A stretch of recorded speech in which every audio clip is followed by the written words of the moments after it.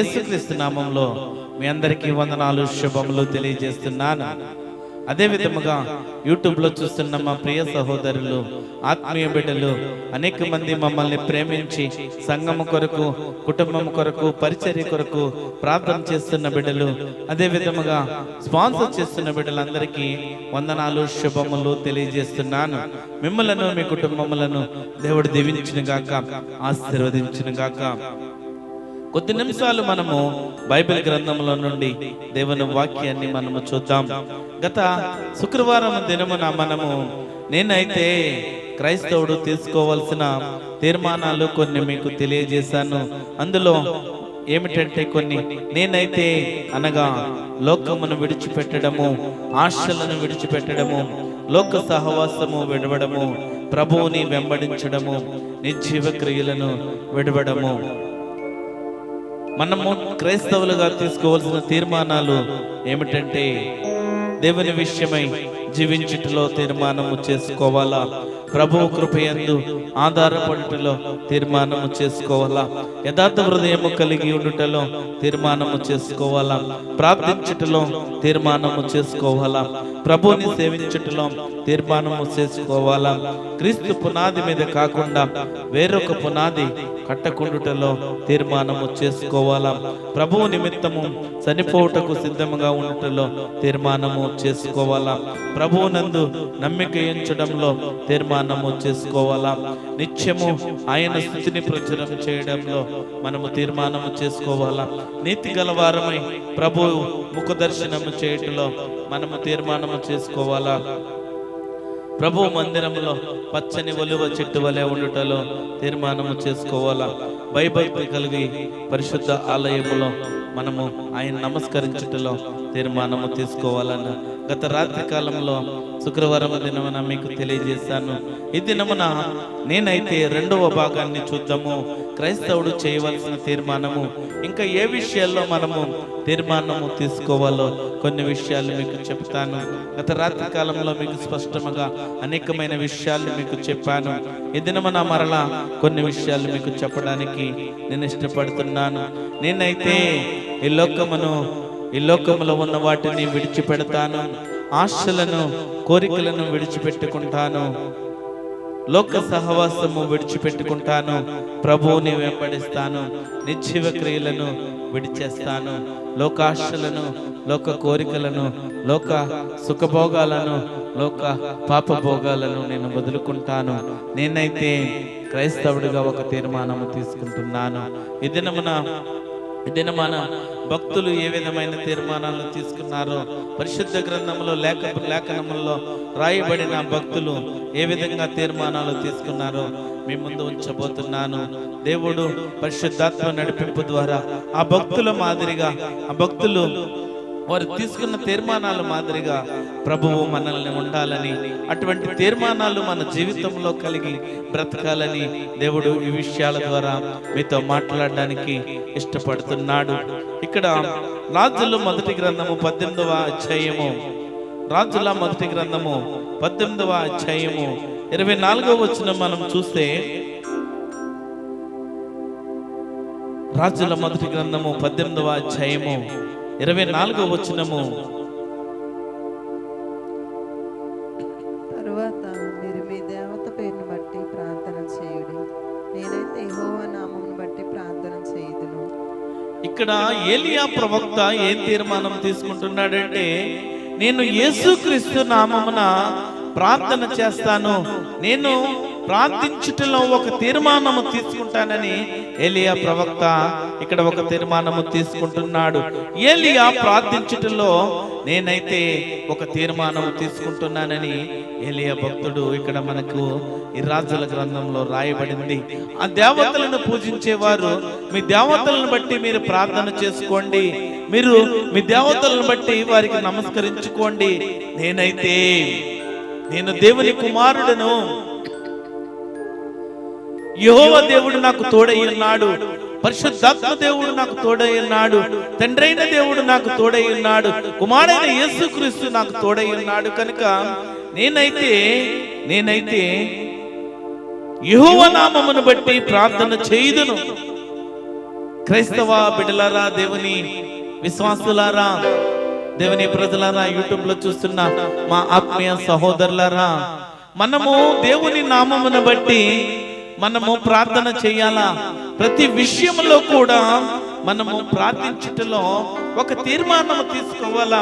ఈ దినము నుండి క్రైస్తవులుగా, విశ్వాసులుగా మనము చేయవలసినది ఏంటంటే, మన జీవితంలో ప్రార్థన ఉండాలా. మన జీవితంలో ప్రార్థనే ప్రాముఖ్యమైనది.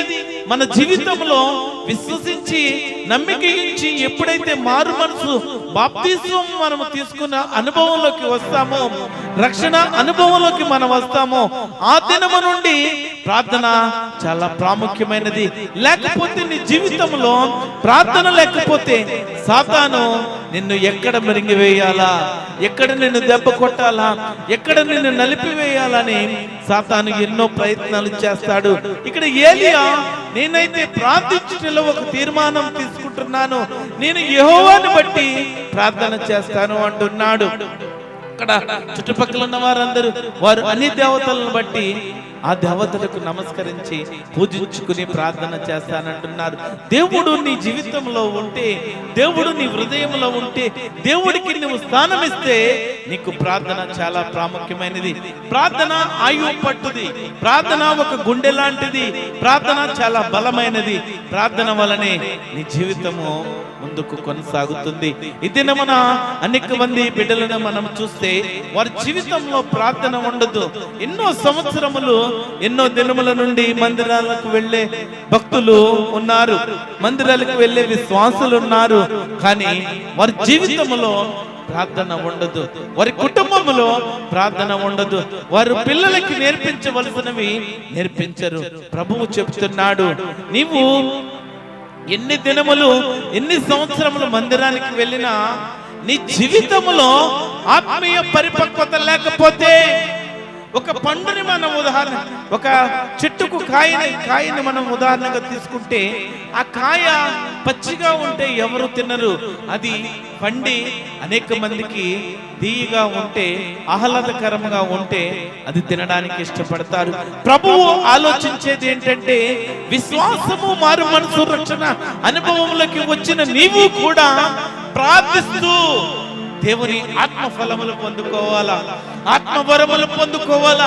అనేక మంది భక్తులు ఆత్మ ఫలముల కోసము, ఆత్మవరముల కోసము అనేక మంది ప్రార్థన చేశారు. ఈ లోక కోరికల కోసము, నా కుమారులకు పెళ్లి కావాలా, నా బిడ్డలకు పెళ్లిళ్ళు కావాలా, లేకపోతే నాకు అది కావాలా, ఇది కావాలని వారి ప్రార్థనలు కాదు. వారి ప్రార్థనలు చేసింది ఏంటంటే, దేవా నాకు ఆత్మ ఫలములతో నింపండి, నాకు ఆత్మ వరములు ఇవ్వండి, నేను పరిచర్యలో ఎదగడానికి నాకు ఏ తలాంతులు కొదువై ఉన్నవో అవి ఇవ్వండి దేవా అని ప్రార్థన చేసిన భక్తులను ఎంతో మంది బైబిల్ గ్రంథంలో ఉన్నారు. ఈనాటి క్రైస్తవ బిడ్డలు నేనైతే ఇది చేయగలను, నేనైతే అది చేయగలను, సెల్ఫ్ బూస్టింగ్ కొట్టుకునే వారే, నేను ఇంకా బాగా చెప్పగలను, నేను ఇంకా పాటలు పాడగలను. నీవు పాటలు లోక మనుషుల కోసము, లేకపోతే నిజంగ బిడ్డలు చూసే మనుషుల కోసము, లేకపోతే ప్రజల్లో కనపడడానికి కాదు.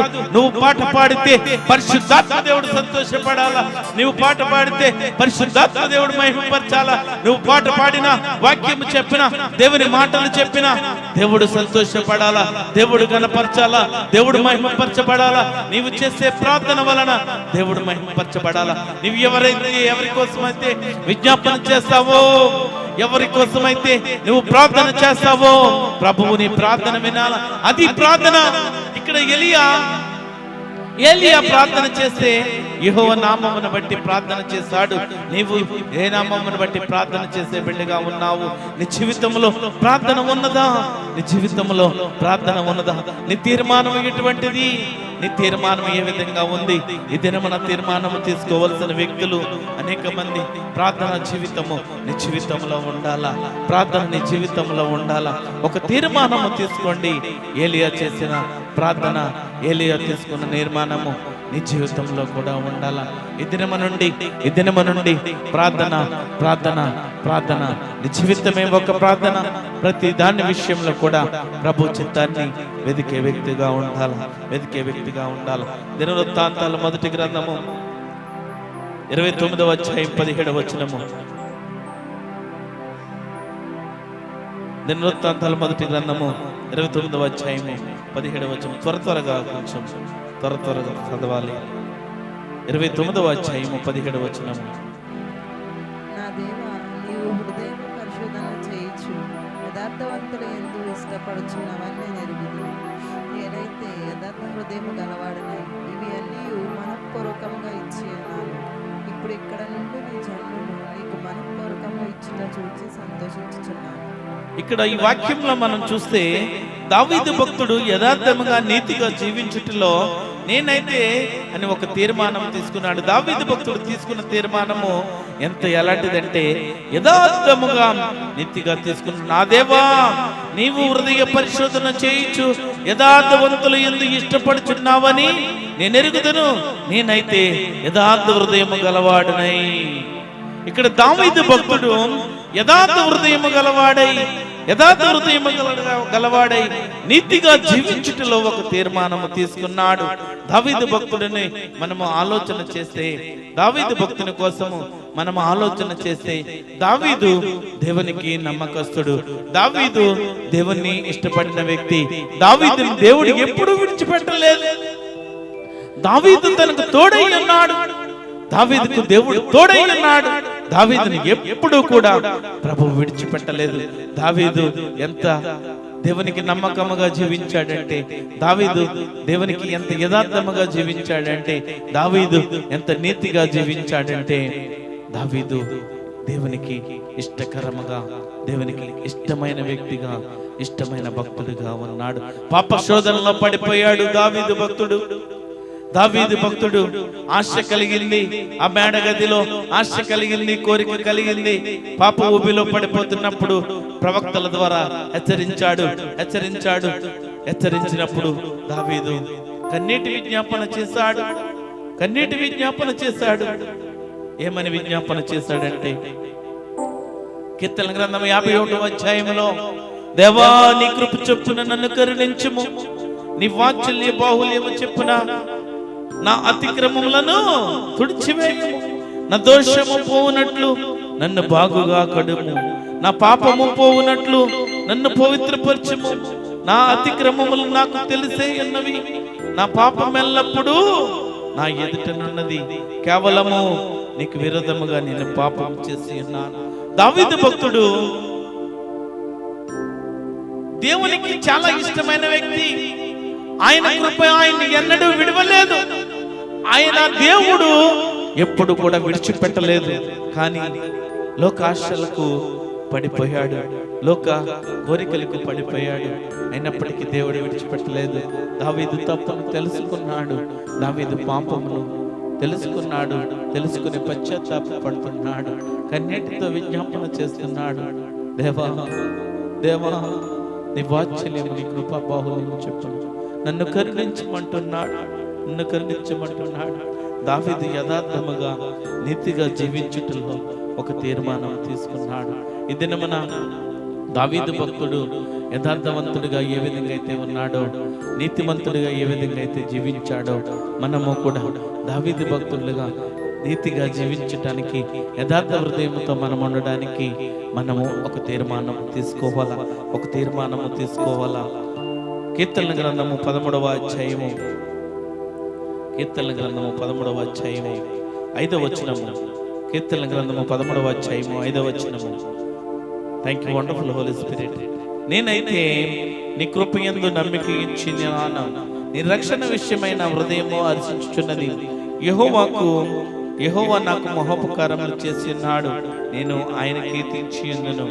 దావీదు ప్రభు కృపయందు నమ్మిక ఉంచడంలో తీర్మానం తీసుకున్నాడు.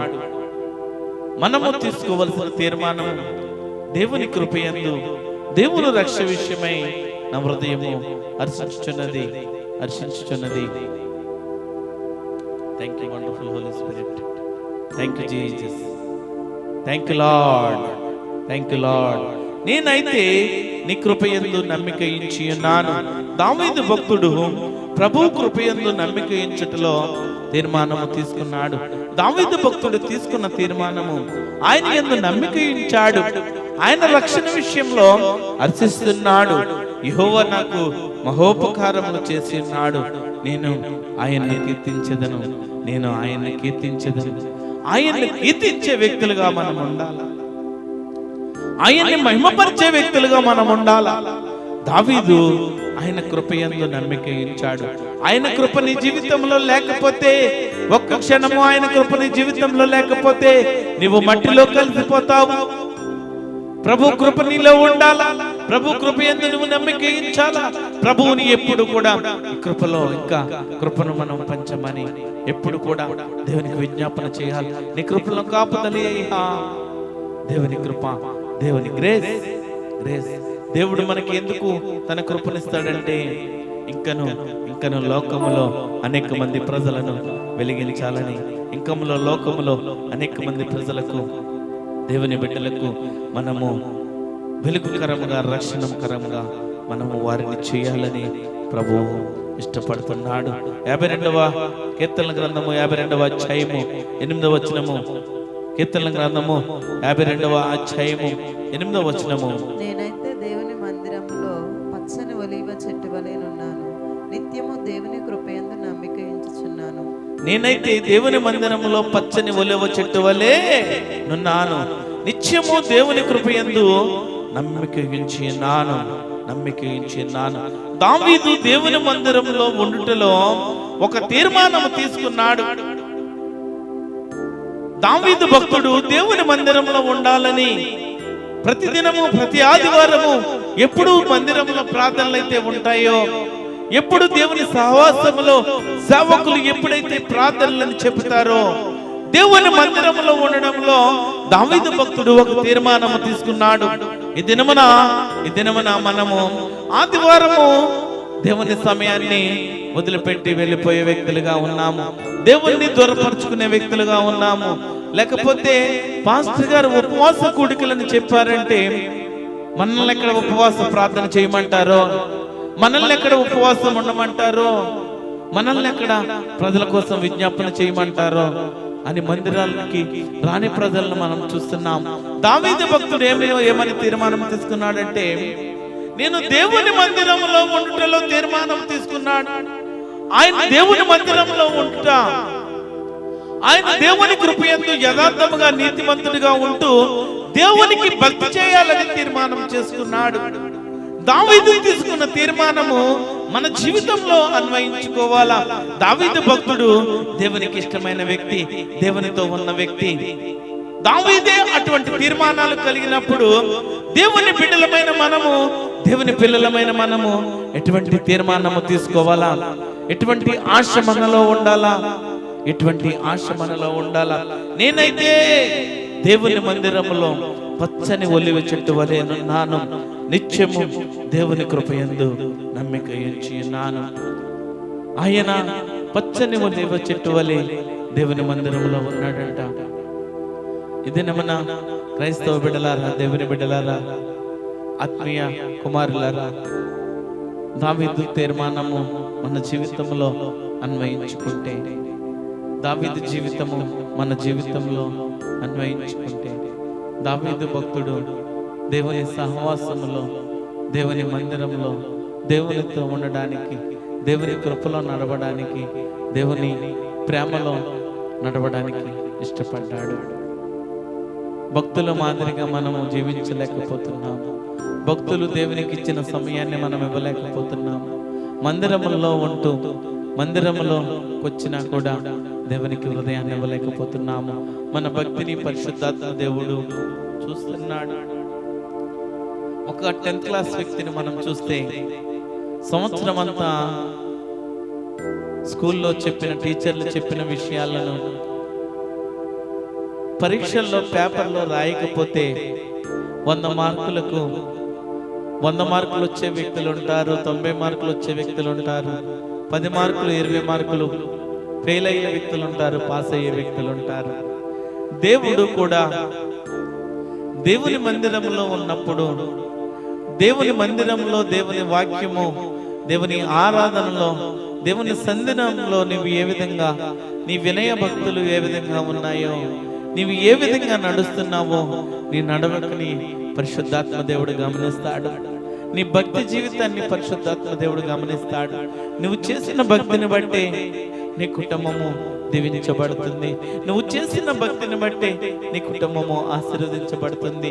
నువ్వు చేసిన విజ్ఞాపన ప్రార్థన బట్టి దేవునికి నమ్మకముగా, యథార్థంగా, భక్తిపూర్వకంగా, పూర్ణ హృదయంతో, పూర్ణ ఆత్మతో నీవు జీవిస్తే నీ జీవితంలో దేవుడు నిన్ను వెలుగుకరంగా ఉంచుతాడు.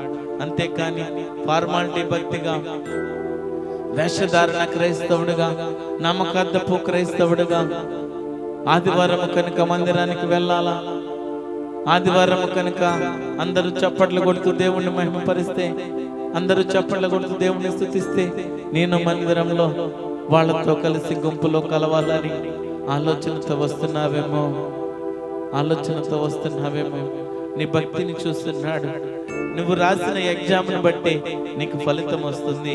నువ్వు ఎగ్జామ్లో అన్నిటికీ ఆన్సర్ రాస్తే నీకు 100కు 100 మార్కులు వస్తాయి.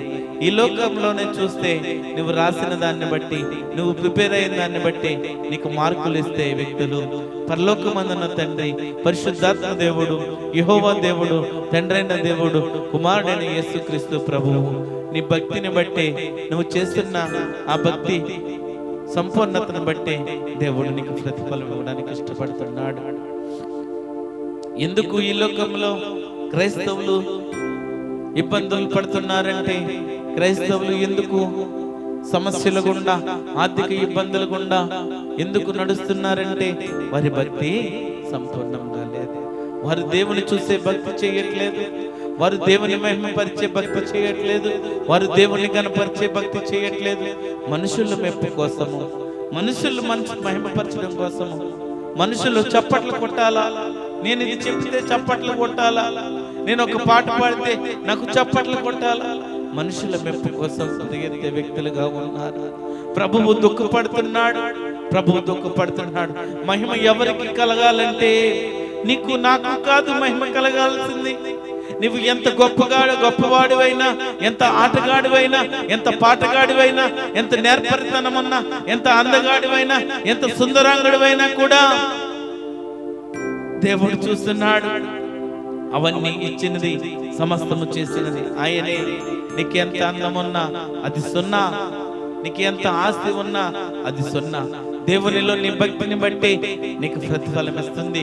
నీకు జీవ కిరీటాలు, పరలోకంలో అనేక కిరీటాలు నీకు ఇవ్వాలంటే నీ భక్తి ఈ లోకములో మాలిన్యం లేని భక్తిగా ఉండాలా, పరిశుద్ధమైన భక్తిగా ఉండాలా, పవిత్రమైన భక్తిగా ఉండాలా. ఇక్కడ దావీదు తీర్మానం తీసుకున్నాడు. ఏమని తీర్మానం తీసుకున్నాడంటే, దేవా నీ మందిరంలో ఒక ఒలివ చెట్టు వలె, ఒలివ చెట్టు వలె నున్నాను. ఈ దినమున పచ్చని చెట్లను మనం చూస్తాము. దానికి నీరు పోస్తేనే అది పచ్చగా ఉంటుంది. దానికి మనం ఎరువు వేస్తేనే అది పళ్ళు, ఫలాలను, కాయలను ఇస్తుంది. మనము ప్రభువుకి ఏమి ఇవ్వగలుగుతున్నాం? ప్రభువుకి కృతజ్ఞత చెప్పగలిగే వ్యక్తులుగా ఉన్నామా? ప్రభువుని మహిమపరిచే వ్యక్తులుగా మనం ఉన్నామా? ప్రభువుని గణపరిచే వ్యక్తులుగా ఉన్నామా? పరిశీలించుకోవాలా.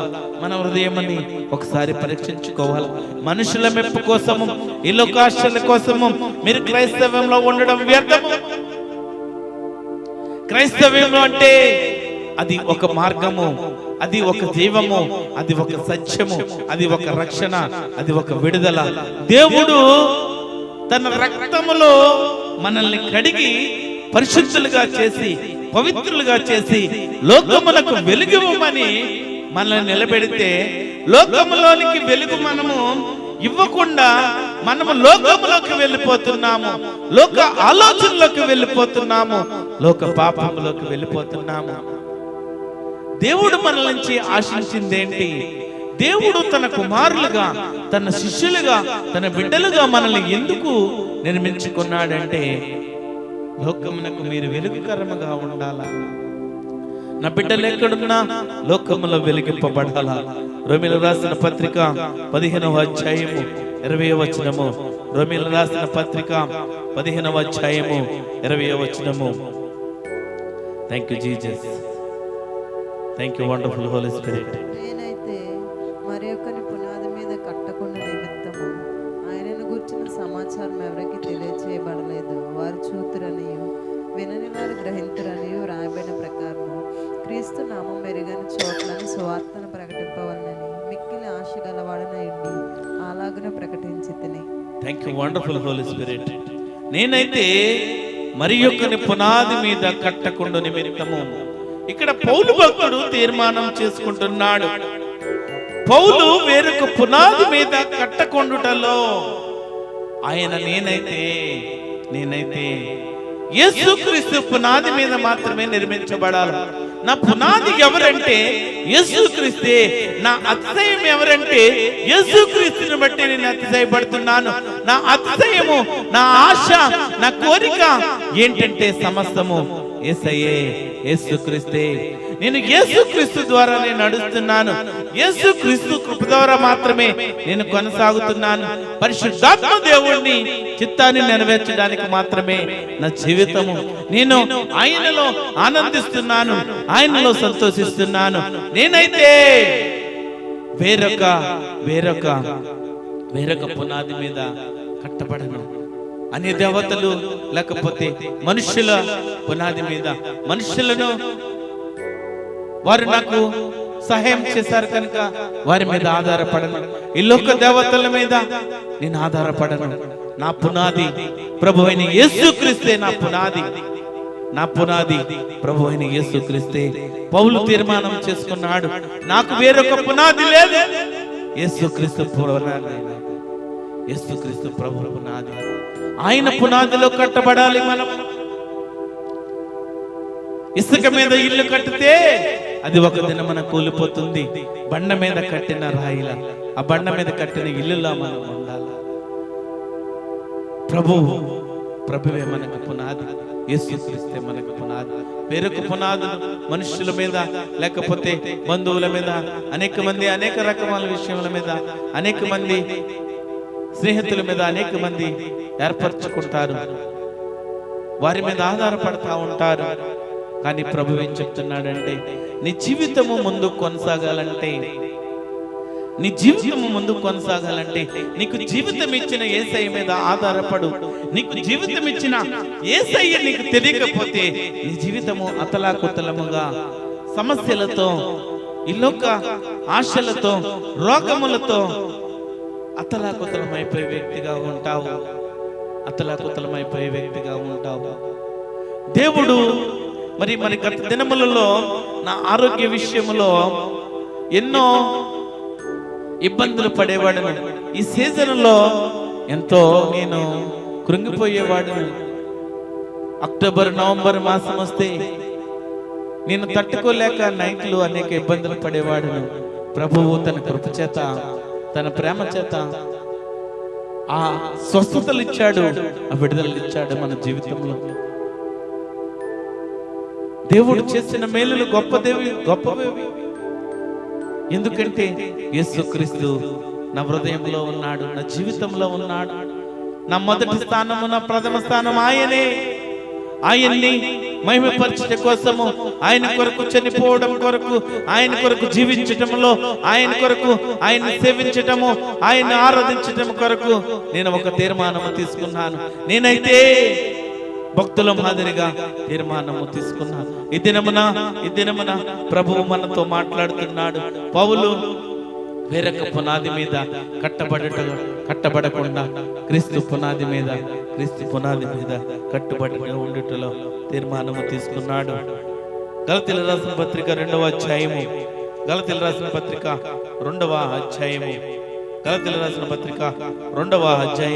19వ వచనం చదువుతారా? నేనైతే దేవుని విషయమై జీవించ నిమిత్తము ధర్మశాస్త్రము విషయమై చచ్చిన వాడనైతే. ఇక్కడ నేనైతే దేవుని విషయమై జీవించ నిమిత్తము ధర్మశాస్త్రము వలన ధర్మశాస్త్ర విషయమై చచ్చిన వాడినైతిని. పౌలు దేవుని విషయంలో జీవించుటలో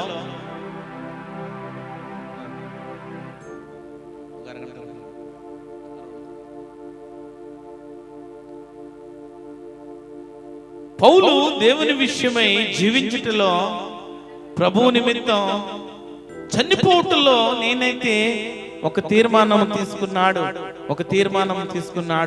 ఆయన తీసుకున్న తీర్మానం ఏంటంటే దేవుని విషయమై జీవించటం, ప్రభువు నిమిత్తం చనిపోవడం ఆయన తీసుకున్న తీర్మానము. ఇదిన మనము మన జీవితము ప్రభు విషయమై జీవించుటలో, ఆయన నిమిత్తము చనిపోవటంలో మనము తీర్మానము తీసుకోవాలా. కీర్తనల గ్రంథము 75వ అధ్యాయము 9వ వచనము. కీర్తనల గ్రంథము 75వ అధ్యాయము 9వ వచనము. Thank you wonderful Holy Spirit. నేనైతే నిత్యము ఆయన స్తుతిని ప్రచురం చేయుదును, యాకోబు దేవుని నేను నిత్యము కీర్తించెదను. నిన్నైతే నిత్యము ఆయన స్తుతిని ప్రచురం చేయుదును, యాకోబు దేవుని నేను నిత్యము కీర్తించెదను. ఇక్కడ ఎవరు మాట్లాడుతున్నారంటే ఆసాపు ప్రభువుని స్తుతించుటలో నేనైతే ఆసాపు చెప్తున్నాడు, తీర్మానం తీసుకుంటున్నాడు. ఏమనంటే నిత్యము ఆయన స్తుతిని ప్రచురం చేయుదును, యాకోబు దేవుని నిత్యము కీర్తించెదను. యెహోషువ గ్రంథము 24వ అధ్యాయము 5వ వచనంలో యెహోషువ ప్రభువుని సేవించుటలో తీర్మానం తీసుకున్నాడు. నేనైతే ప్రభువుని సేవించుటలో ఒక తీర్మానం తీసుకుంటున్నానని యెహోషువ భక్తుడు యెహోషువ గ్రంథము 24వ అధ్యాయము 5వ వచనంలో తీర్మానం తీసుకున్నాడు. అదే విధంగా యెషయా గ్రంథము 6వ అధ్యాయము 8వ వచనంలో యెషయా నేను ఉన్నాను నన్ను పంపము అని తీర్మానించుకున్నాడు. అదే విధంగా దానియేలు గ్రంథం 3వ అధ్యాయం 8వ వచనంలో దానియేలు నేనైతే అపవిత్రమైన దాన్ని ముట్టను అని తీర్మానం తీసుకున్నాడు. దానియేలు గ్రంథం 3వ అధ్యాయము 11 నుంచి 12వ వచనంలో మనం చూస్తే శద్రకు, మేషకు, అబేద్నెగో అనువారు వేరొకరిని సేవించమని తీర్మానం తీసుకున్నారు. ప్రియ సహోదరి సహోదరులారా, భక్తులు అనేక మంది తీర్మానాలు తీసుకున్నారు. బైబిల్ గ్రంథంలో నుండి భక్తులు తీసుకున్న తీర్మానాలు ఈ ఉదయకాల సమయంలో ప్రభువు మనల్ని తీసుకోవడానికి జ్ఞాపకము ఉంచుతున్నాడు. మన ముందు అనేక మంది భక్తులను ఉంచాడు. ఎందుకంటే మన జీవితము ఆ భక్తుల మాదిరిగా మనం ఉండాలా. భక్తులు జీవించిన జీవిత విధానాన్ని బట్టి మనము కూడా ఒక తీర్మానము తీసుకోవాలని, ఒక తీర్మానము తీసుకుని ప్రభువుని మహిమపరచాలని, ఆయన్ని గణపరచాలని దేవుడు మనల్ని ఎన్నుకున్నాడు, ప్రత్యేకపరుచుకున్నాడు. ఆయన కొరకు జీవించే వ్యక్తులుగా ఉండాలా. నేనైతే క్రైస్తవుడు చేయవలసిన తీర్మానం ఏంటంటే లోకమును విడిచిపెట్టడం, ఆశలను విడిచిపెట్టడం, సహవాసం, ఈ లోక సహవాసం విడిచిపెట్టడం, ప్రభువుని వెంబడించడం, నిత్య క్రియలను విడవడం. మనము ఒక తీర్మానము తీసుకోవాలా. ఏలియా, దావీదు, పౌలు, ఆషాపు, యెహోషువ, యెషయా, దానియేలు, శద్రకు, మేషకు, అబేద్నెగోలు వారు తీసుకున్న తీర్మానాలు మన ఎదుట ఉంచబడ్డవి. దినమున మన జీవితంలో ఆ భక్తులు తీసుకున్న తీర్మానాలు మన జీవితంలో మనము కూడా అటువంటివి మన జీవితంలో తీసుకోవాలా. అటువంటి తీర్మానాలను బట్టి దేవుడు మనకి మేలు ఇచ్చే దేవుడు. తీర్మానము తీసుకోండి, ప్రార్థన చేసుకుందాం, తీర్మానం చేసుకుందాం. మనకు అట్టి తీర్మానాలు తీసుకోవడానికి ఆ దేవుడు సహాయం చేయనుగాక. ప్రార్థన చేసుకుందాం. కృప కలిగిన దేవా, జీవం గల తండ్రి, నీ బంగారు పాదాలకు వెళ్ళని వందనాలు, స్తోత్రాలు తండ్రి. ఈ ఉదయకాల సమయం కొద్ది నిమిషాలు దేవా నీ వాక్యాన్ని బోధించమయ్యా. నీ వాక్యం ధ్యానించుచుండగా అనేక మంది మేలుకరముగా అనేక మంది తీర్మానాలు తీసుకోవడానికి మీరు కృప చూపించారు. అందుని బట్టి నీకు వందనాలు, స్తోత్రాలు తండ్రి. దేవా, ఇంకను బలపరచండి, సంఘ బిడ్డలను బలపరచండి, యూట్యూబ్లో చూస్తున్న బిడ్డలను బలపరచండి. మీరే కృప చూపించండి, సహాయం చేయండి, నడిపించండి దేవా. అనేక మంది పడిపోయి కురికిపోయిన స్థితిలో ఉన్న బిడ్డలు ఆ తీర్మానాల ద్వారా ఆ భక్తులు ఏ విధంగా అయితే జీవించారో మీరు ఆ తీర్మానాలను బట్టి వారి మరలా కోల్పోయినవన్నీ మరలా పొందుకున్నట్టుకు మీరే కృప చూపించమని, సహాయం చేయమని నజరేయుడైన యేసుక్రీస్తు నామములో ప్రార్థన అడిగి వేడుకొంచున్నాము తండ్రి. ఆమేన్, ఆమేన్. కార్యక్రమం ముందుకు కొనసాగించబడుతుంది. ఎస్తేర్ గారు కార్యక్రమం నడిపిస్తారు.